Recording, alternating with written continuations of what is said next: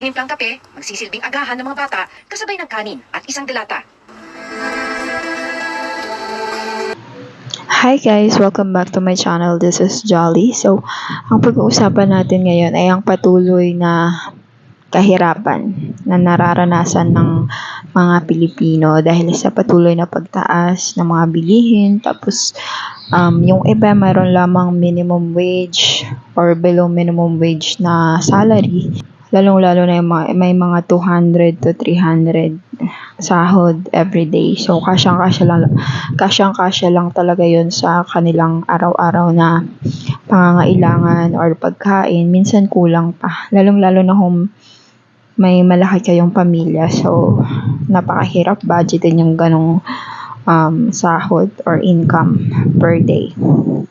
So, ayun na nga. Dahil sa panahon ngayon, dahil sa hirap ng buhay, napakahirap magkaroon ng sariling pamilya na walang pagpaplano, just like me.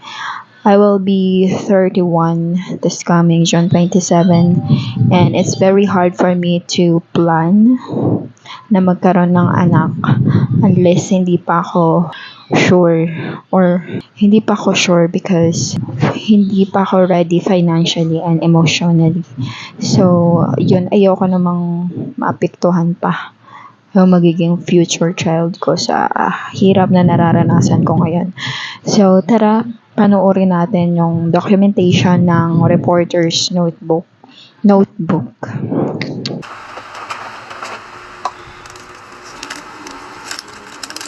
Ang tinimplang kape, magsisilbing agahan ng mga bata, kasabay ng kanin at isang delata.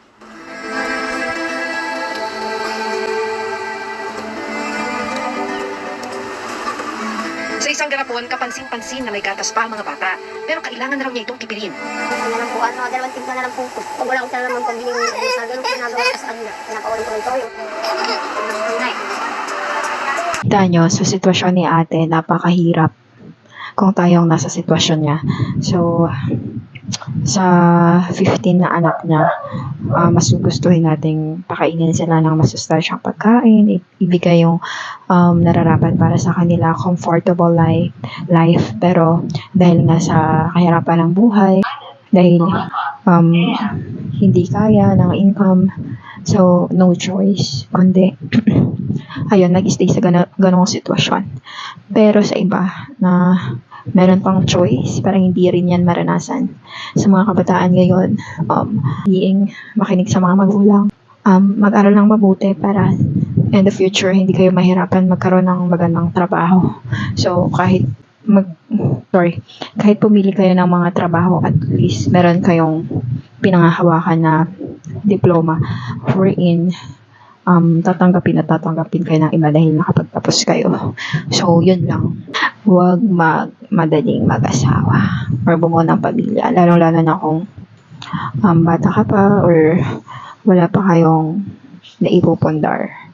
Wala, pares kayong walang trabaho. So, napakahirap ng ganun. Tapos bubuo pa kayo ng pamilya. So, maging lesson learn na lang sana itong video na to at sa iba pang nakakaranas ng ganitong kahirapan. Thank you for watching and God bless. Don't forget to subscribe and like. Bye!